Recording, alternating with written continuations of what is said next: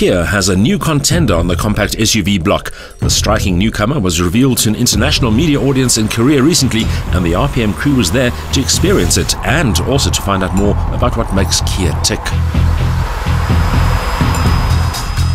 There was a time when people would buy Korean cars and brands like Kia principally for their value for money. But slowly but surely, things are changing, and Kia certainly isn't the brand it used to be. If you look at this particular vehicle, the brand new Kia Sportage, you see something that is aspirational, that has a certain Eurocentric, certainly universal flavour, a car that you might actually want to drive. By South African standards, the driving in Korea is somewhat limited in scope. Quiet, open roads are scarce and traffic is generally omnipresent. Seoul itself is a modern megacity with skyscrapers, shopping centres and a network of mainly congested highways. There's very little evidence of the traditional Korean culture. Instead, neon, chrome and glass dominate.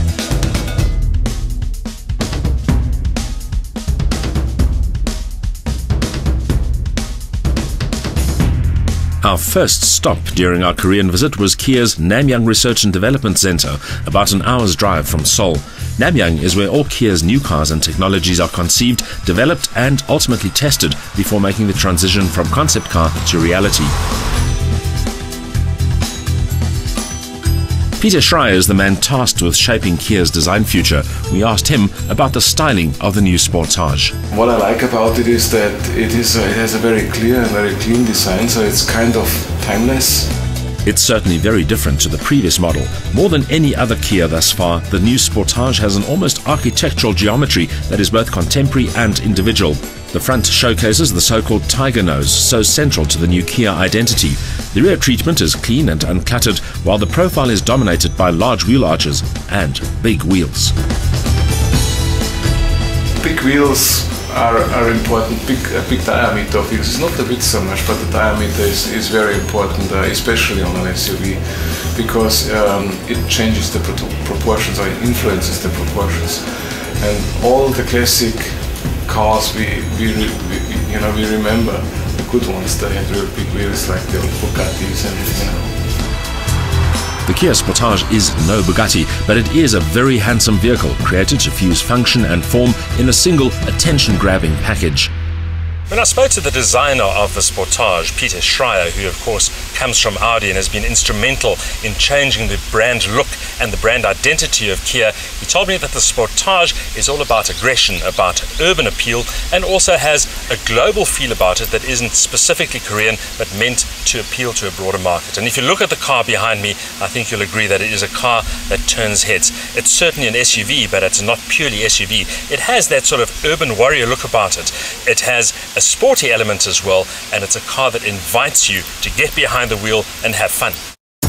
But to really appreciate the design appeal of the Sportage, you need to look at it close up. The nose, with its chrome-trimmed grille, confirms the Kia identity. From there, the rest of the execution reveals a progressive, sculpted approach that focuses on clean, uncluttered lines and powerful shapes. The strong C-pillar, the contoured wheel arches and those generous alloy rims create visual muscle, while the roof rails and the contrasting plastics add practicality and versatility to the equation. Luxury features such as those fancy wheels and the glass sunroof prove that the Sportage aspires to more than workhorse status.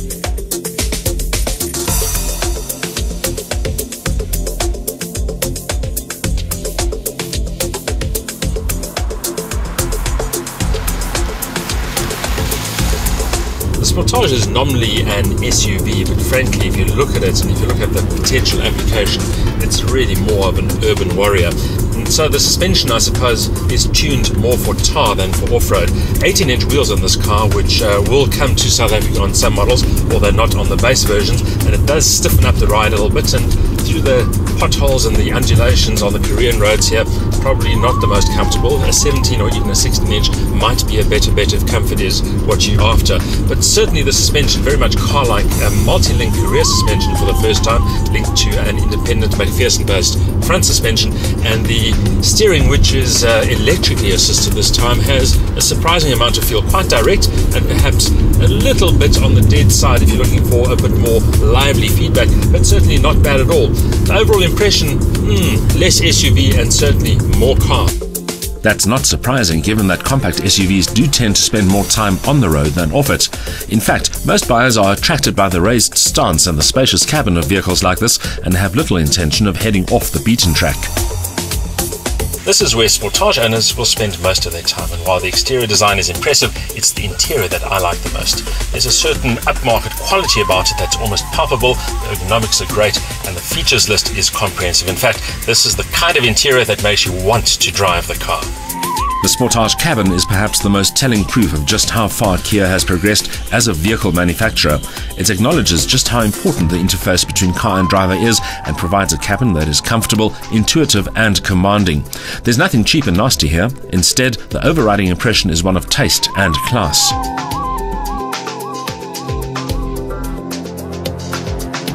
Gone are the fake wood inserts, the expanses of bright, scuff-prone plastic.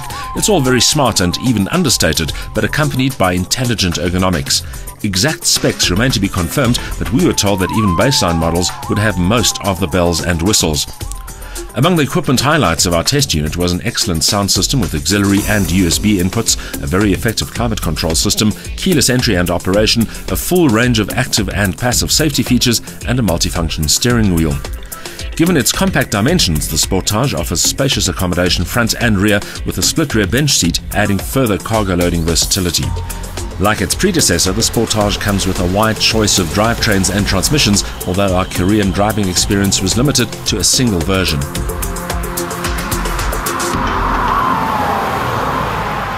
The Sportage we're driving here in Korea has a 2-litre petrol engine linked to front-wheel drive and an automatic gearbox. It's one up from the base model. There's also a 2.4 petrol and also a 2-litre diesel, which we think will probably be the most impressive version of all.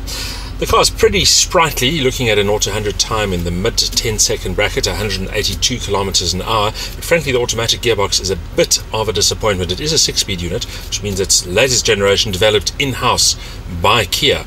But it is a bit tardy in terms of its shifts, and it seems to hunt between gears and the sort of speeds that we're doing here, which frankly aren't that quick. On the highways between 80 and 100, but it just doesn't feel as snappy and as refined as some of the other gearboxes we're used to. For the rest, the package pretty much convincing, and we'll just have to see what it's like back home in South Africa. There's certainly enough urge on offer. The 2-litre unit is credited with 122 kilowatts and 197 newton meters, while the larger 2.4-litre petrol engine has 130 kilowatts and 227 newton meters on tap. The turbo diesel Sportage will be positioned as the flagship in South Africa with 130 kilowatt linked to a crunching 393 newton meters of torque. Korea is not the best place to road test a car. In and around Seoul, with its 11 million people, the traffic can be absolutely horrendous, bumper to bumper. And standing in my hotel room last night, it was bumper to bumper until 10, 11 o'clock at night. We're sort of on the outskirts going back in towards Seoul at the moment. Not too bad, a reasonable amount of flow, and of course the speed around here, 80 k's an hour, no faster than that, 100 k's on the open road.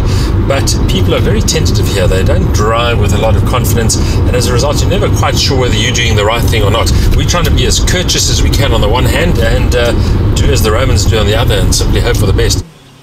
And hope for the best we did, although it has to be said, life behind the wheel of the Sportage was always pleasant regardless of the driving conditions.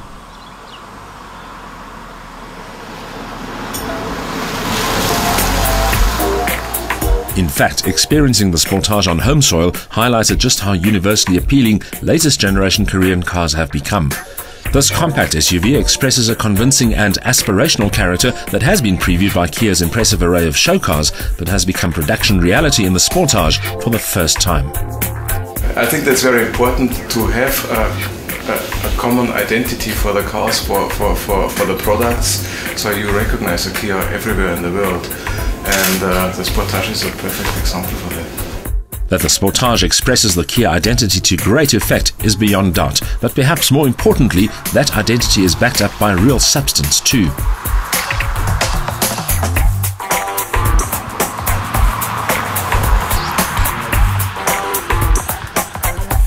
When we first met up with the Kia team here in Korea, we sensed that there was an air of excitement about the brand new Sportage, and of course that wasn't quite unexpected because that is what PR and marketing people are supposed to do. But having spent a bit of time in the company of the Sportage, we have to say we share that excitement with them, and we're quite convinced that the new Sportage will in fact do a lot to put Kia on the map in South Africa. Not that it hasn't been on the motoring map, but of course with cars like Sorento, there's a lot of momentum coming towards Kia and favouring that particular brand. But Sportage is a mainstream product. It's going to sell in big volumes. The only problem we anticipate with this car is that there might not be enough stock to satisfy the substantial demand we expect for the new Sportage.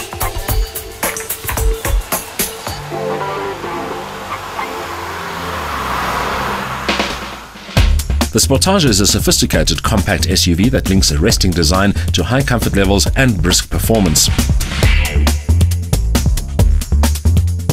It's a pity then that the auto gearbox is such a letdown, and we think the turbo diesel model will be the one to go for.